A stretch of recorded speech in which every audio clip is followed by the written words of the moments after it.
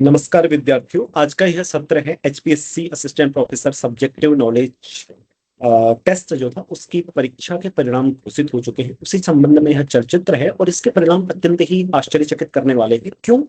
वह इसलिए क्योंकि 400 से अधिक विद्यार्थी तो मेरा अनुमान है कि उत्तीर्ण तो हुए थे। इससे अधिक विद्यार्थी जो इसका प्री टेस्ट था उसमें उत्तीर्ण हुए थे। उसके पश्चात परीक्षा में इतने तो कम से कम बैठे होंगे 400, उसमें से केवल 17 ही विद्यार्थी उत्तीर्ण हो पाए हैं सब्जेक्टिव नॉलेज टेस्ट में। और जबकि 163 पोस्ट हैं, तो इतनी सारी पोस्ट वैकेंट चली जाएंगी। आप इसमें से 17 माइनस कर लीजिए, सो 147 पोस्ट कम से कम।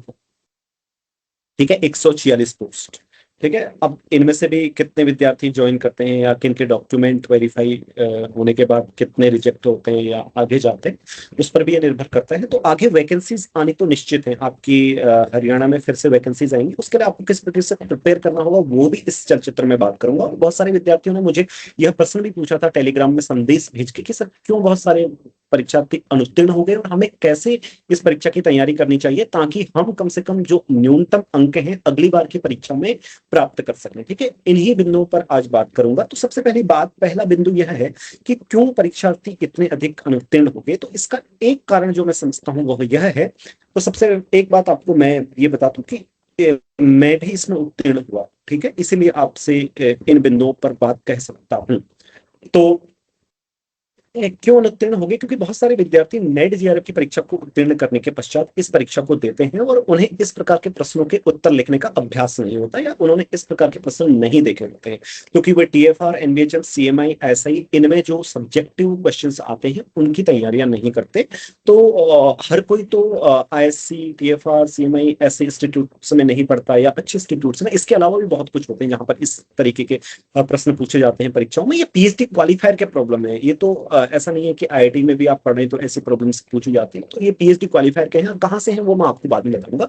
तो अभ्यास नहीं होता उन्हें, केवल नेट में ऑब्जेक्टिव का अभ्यास होता है और कई बार उन्हें सॉल्यूशन का कुछ आइडिया भी आता है तो उस तरीके से वो लिख नहीं पाते जैसे सॉल्यूशंस लिखे जाते हैं। तो अभ्यास नहीं होने के कारण इस प्रकार की समस्याओं का।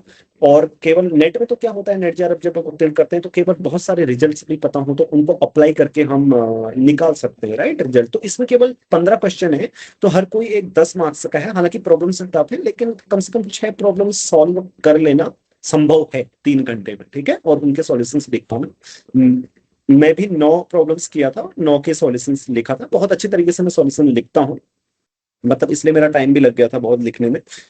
तो आप देखते ही हैं यूट्यूब चैनल में मैं किस प्रकार से लिखता हूं। तो यही एक कारण है, मुख्य कारण यही है कि सब्जेक्टिव का अभ्यास नहीं होना और इस तरीके की प्रॉब्लम से पहले डील किया हुआ नहीं होना। क्योंकि इससे पूर्व में जो परीक्षाएं होती रही हैं असिस्टेंट प्रोफेसर की, वो बहुत आसान स्तर की हैं, वो किसी भी राज्य की। इस तरीके का जो अभी जो स्तर है, यह मैं अभी भी जितनी भी असिस्टेंट प्रोफेसर की परीक्षाएं मैंने देखी हैं उनमें से अत्यधिक कठिन है, मतलब सबसे कठिन यही है।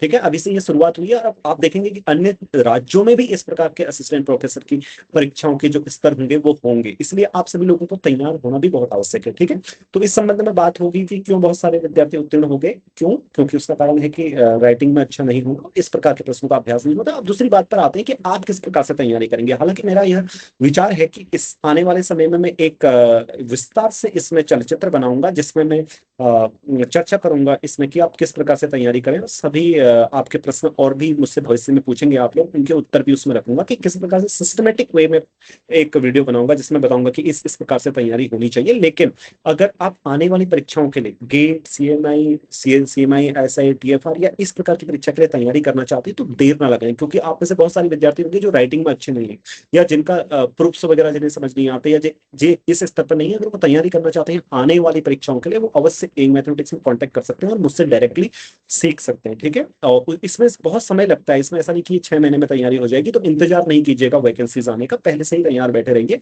कि 1.5-2 साल भी लग सकता है आपको इस स्तर में आने में। क्योंकि एमएससी में जितने सब्जेक्ट होते हैं उतने लगभग सीखने, फंक्शनल टोपोलॉजी, रियल, लीनियर और इस तरीके के प्रॉब्लम्स और सॉल्यूशन राइटिंग।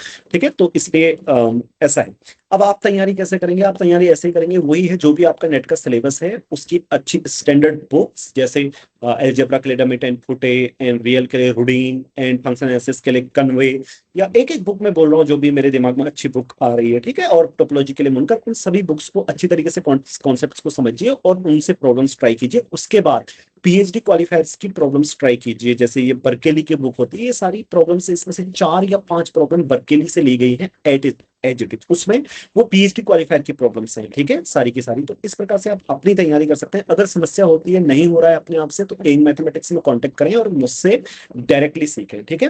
तो यह इस संबंध में बात हो गई कि अब एक बात और है कि वैकेंसी के संबंध में तीसरे बिंदु पर बात करूं कि क्योंकि वैकेंट इतनी सीटें वैकेंट रह जाएंगी तो फिर से विज्ञप्ति आने लगभग निश्चित है। वो 1 वर्ष में आए, 2 वर्ष में आए या 3 वर्ष में आए, लगभग विज्ञप्ति आनी तो निश्चित ही है, आनी ही चाहिए, क्योंकि इतनी सीट तो वैकेंट नहीं रहेंगी, और नहीं भी आती तो अन्य राज्यों में तो आएंगी। आप अपनी प्रिपरेशन जारी रखें।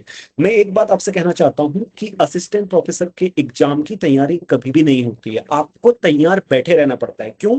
क्योंकि अगर आपकी परीक्षा की तैयारी की मान लीजिए विज्ञप्ति आती है तो आपको 6 माह का समय मिलता है, और 6 माह में ऐसे परीक्षा की तैयारी आप नहीं कर सकते जीरो से स्टार्ट करके। आपको पहले से तैयार रहना होगा, तैयार बैठे रहना होगा, ओके।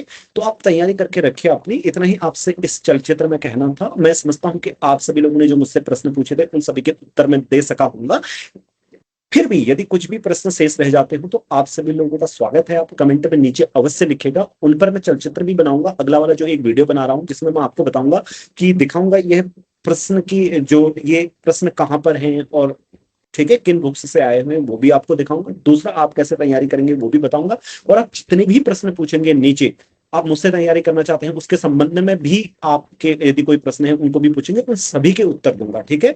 आज के इस चलचित्र में इतना ही। नमस्कार। और आपको यह सत्र अच्छा लगा हो और आप चाहते हो कि इस तरीके के सत्र में आगे आपको गाइड करूं तो इस प्रकार की परीक्षाओं के लिए इस तरीके से वीडियो बना के अवश्य लाइक और कमेंट करेंगे और मुझे इस संबंध में बताएंगे। आज के लिए इतना ही। नमस्कार।